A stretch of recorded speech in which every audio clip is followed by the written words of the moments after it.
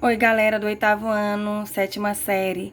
Estou aqui agora para iniciar a minha aula 3 de português para vocês. Hoje eu trouxe aqui, né, a foto da capa do nosso livro, um livro novo para quem tem, para vocês terem uma ideia, né, para poder embelezar a nossa aula. Aí para eu focar aqui no nosso livro, né, vocês podem estar pegando o livro também para poder, né, acompanhar o nosso assunto. Livro novo, e temos também um livro velho aqui, a capinha, porque é uma divisão. Tem alunos que têm um livro novo e tem os alunos que estão com livro velho. Então, eu trouxe aqui os dois. O livro novo, para quem tem um livro novo, e o livro velho, para quem tem um livro velho. Bom, os assuntos de hoje, né, é uma revisão, né, dos assuntos da primeira unidade, que vocês vão estar vendo hoje, uma revisãozinha, para relembrar os assuntos que vocês já viram. Então, revisão de todos os assuntos da primeira unidade. Então, sentido das palavras, literal e figurado, nós vamos revisar. Figuras de linguagem, que são aquelas, a literação, a assonância, a metáfora, metonímia, personificação, antítese, hipérbole e palavra meio. Vamos relembrar.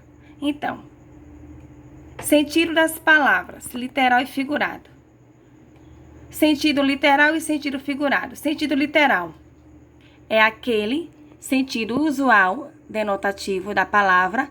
Já sentido figurado é o sentido alterado, sugere outras ideias, a palavra ou expressão passam a ser conotativas. Sentido literal é aquele que pode ser tomado como um sentido básico, usual, da palavra ou expressão. Esse pode ser compreendido sem ajuda do contexto, quando uma palavra ou enunciado se apresenta em seu sentido usual, adquire valor denotativo. Sentido figurado é o que as palavras ou expressões adquirem em situações particulares de uso. A palavra tem valor conotativo quando seu significado é ampliado ou alterado no contexto em que é empregada, sugerindo ideias que vão além de seu sentido mais usual. O sentido próprio e o sentido figurado da linguagem estão relacionados com a função denotativa e conotativa da linguagem, ou seja, com a capacidade que as palavras têm de apresentar uma pluralidade de significados, desde um mais objetivo e literal até um subjetivo e simbólico. Sentido próprio. O sentido próprio das palavras é também chamado de sentido literal ou sentido denotativo. Apresenta as seguintes características: transmite o significado original da palavra normalmente associado ao primeiro significado que aparece na definição do dicionário. Transmite o sentido mais comum da palavra, sendo aquele que é imediatamente reconhecido. Transmite o significado mais objetivo da palavra, independentemente do contexto frásico em que ocorre. A principal função da mensagem é transmitir uma informação clara e objetiva. Exemplos com sentido próprio das palavras: minha avó faz um pão salgado delicioso. Ganhei o jogo com as de copas. Não sei se acredito em anjos.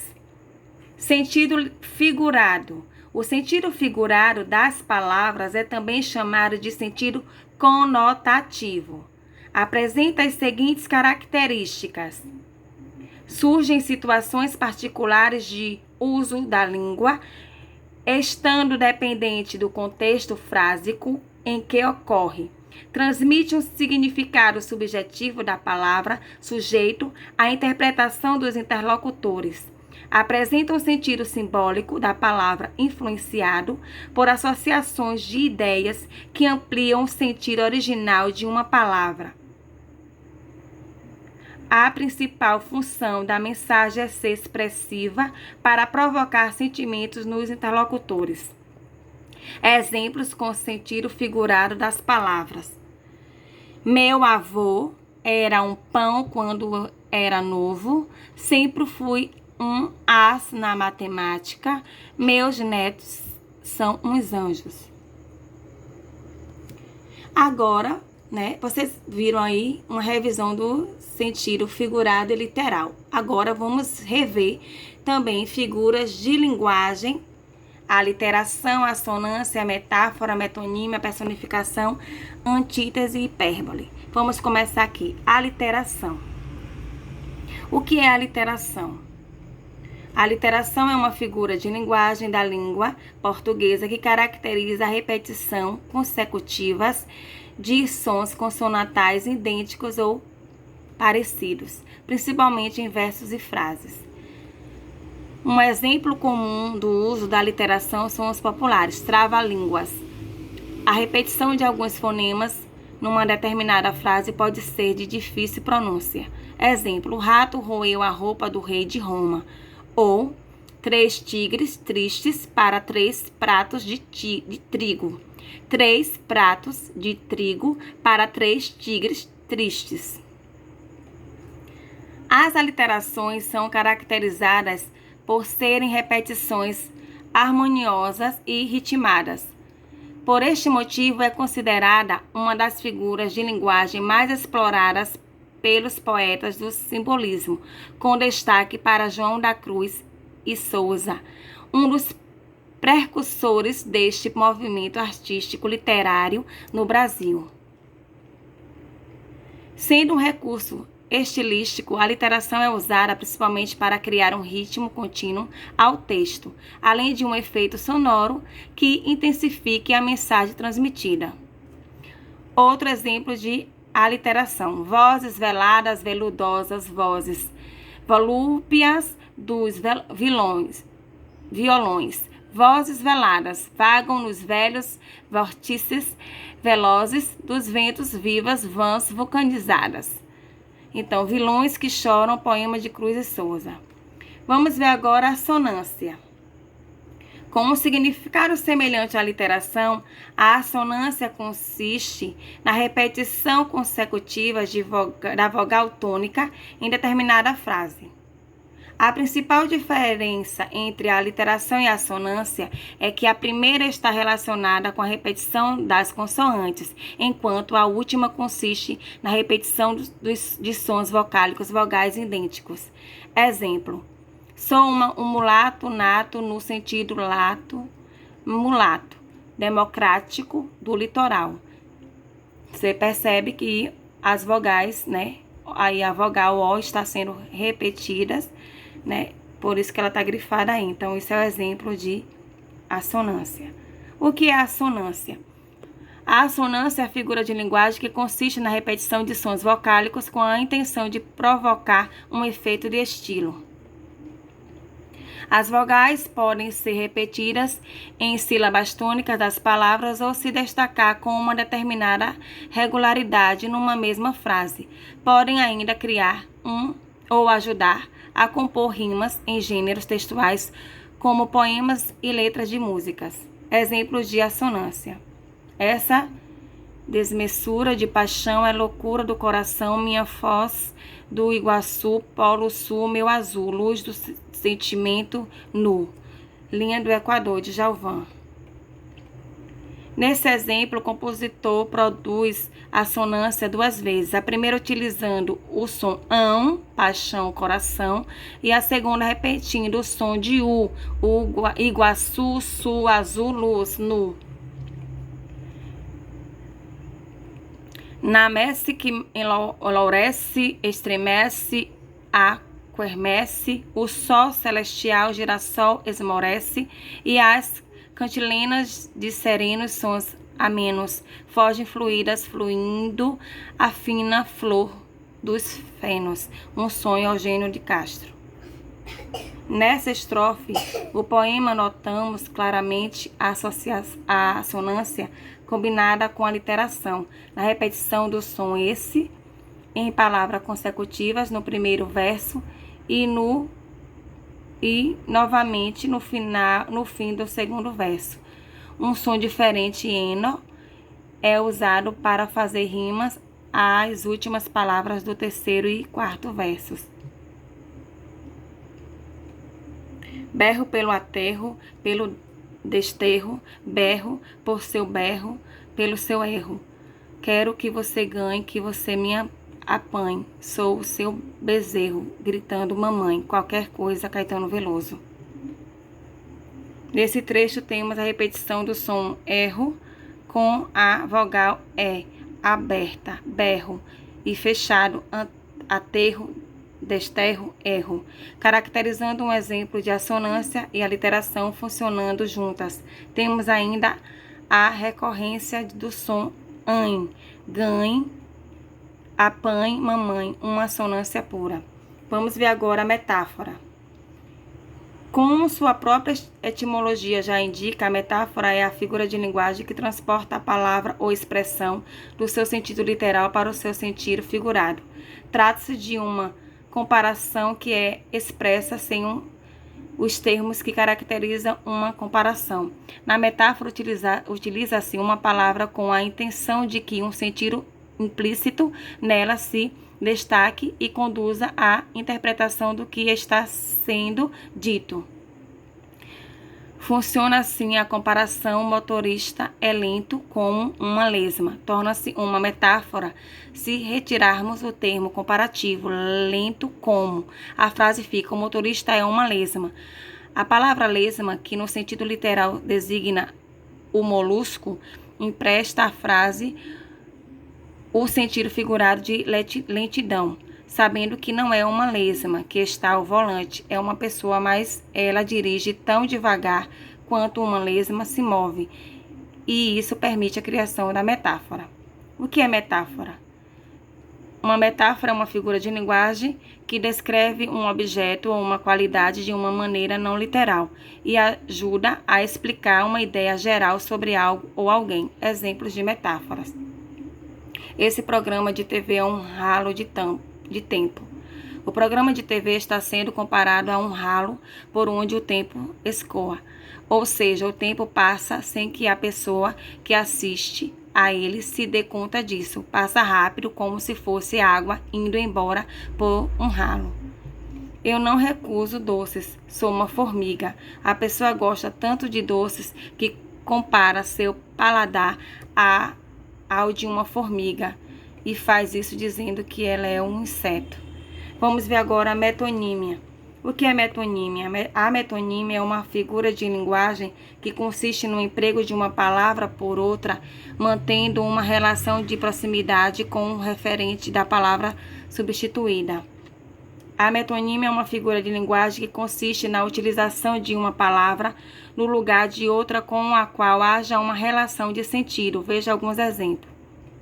Leio Machado de Assis há anos. Vamos comer um McDonald's? Ele comeu 3 pratos de feijoada. Não tinha um teto para abrigá-lo.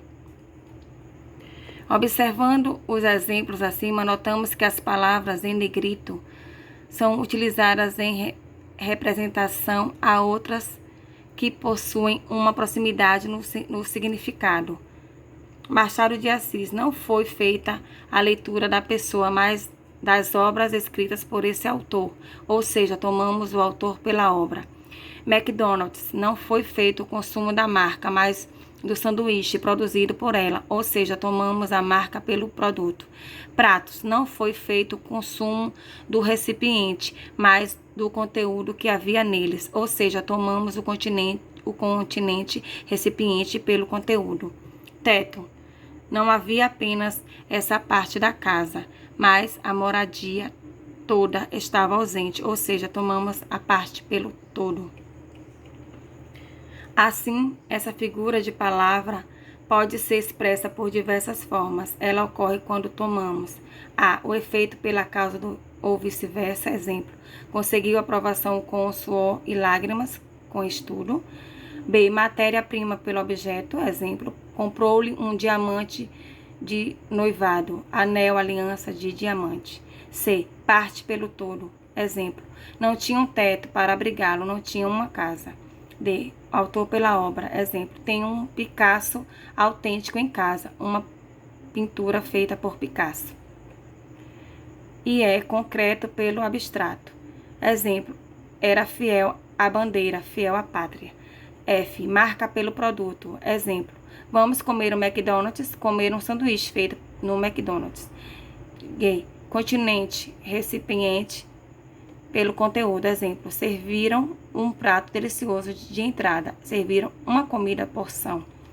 H, singular pelo plural. Exemplo, o japonês é considerado o mais trabalhador. As pessoas do Japão. Agora vamos ver personificação. O que é personificação? Personificação é o ato de conferir características humanas aos objetos inanimados ou ao que é abstrato, como as emoções e animais, por exemplo. Na língua portuguesa, a personificação é classificada como uma figura de linguagem que também é conhecida como prosopopeia. Como dito, a personificação é o efeito de humanizar, ou seja, dar feições tipicamente humanas ao que é originalmente inanimado. Exemplo, a vida é cruel, hoje o dia sorriu para mim. Ou o gato estava apaixonado pela encantadora e tímida gatinha. Este estilo é bastante explorado na literatura, principalmente em histórias de fantasias e fábulas. Deste modo, a narrativa se torna mais expressiva, dramática, poética e criativa. Qualidades estas que são essenciais para a construção de um texto literário interessante. A personificação também está presente em diversas expressões do cotidiano, como amanhã vos salda, a sorte te sorri, que as estrelas zelem teu sono, entre outras. Personificação e prosopopeia. Na língua portuguesa, ambos os termos são considerados sinônimos e podem ser utilizados para representar a figura de linguagem que consiste em conceder características humanas ao que é inanimado ou abstrato. Antítese. Agora vamos ver aqui antítese. O que é antítese? Antítese é uma figura de linguagem caracterizada pela apresentação de palavras de sentido oposto. A palavra antítese tem origem no termo grego antítesis, que significa resistência ou oposição. Por esse motivo, a antítese, que também é uma figura de pensamento, consiste na contraposição de conceitos, palavras ou objetos distintos. A antítese é usada no hábito da literatura, mas também das artes plásticas. Esta figura de linguagem é mais comum em línguas como latim e grego, onde a aglutinação de palavras ajuda na comparação de características, fazendo sobressair a realidade. Durante o Renascimento, nas artes plásticas era preponderante a lei da simetria, que evoluiu para a dinâmica do contraste do Barroco. A utilização do contraste impetuoso da luz e da sombra é conhecida como um processo antitético.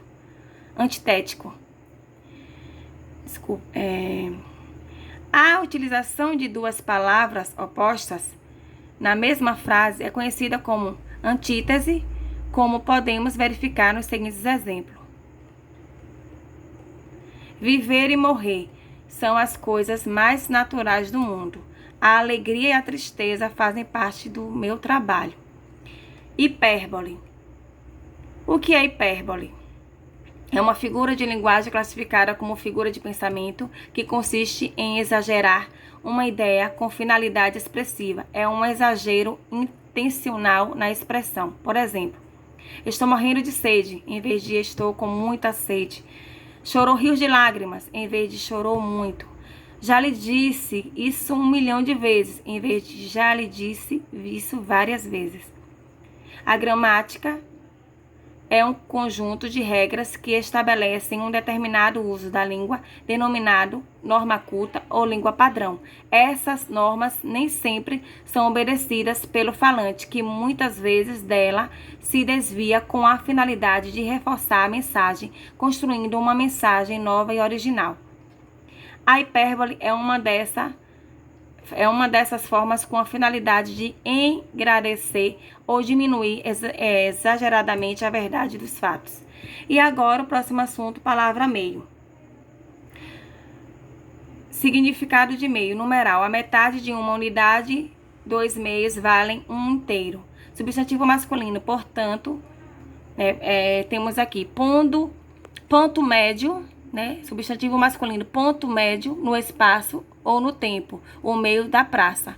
O ambiente onde se vive, o meio influencia as pessoas. Modo para se chamar a um fim, recurso, uso de meios desonestos. Figurado, local onde se vive ou se exerce uma atividade, meio acadêmico. Mais ou menos, nem muito, nem pouco. Estou meio chateada hoje. O que tende a ser possível? Possibilidade, não há meio de obter isso. Corpo ou ambiente em que se passam fenômenos especiais ou se desenvolvem micro-organismos. Um meio ácido. Substantivo masculino plural, bens, haveres, recursos. Os fins justificam os meios. Adjetivo, que a exata metade de um todo, meio litro, meia hora.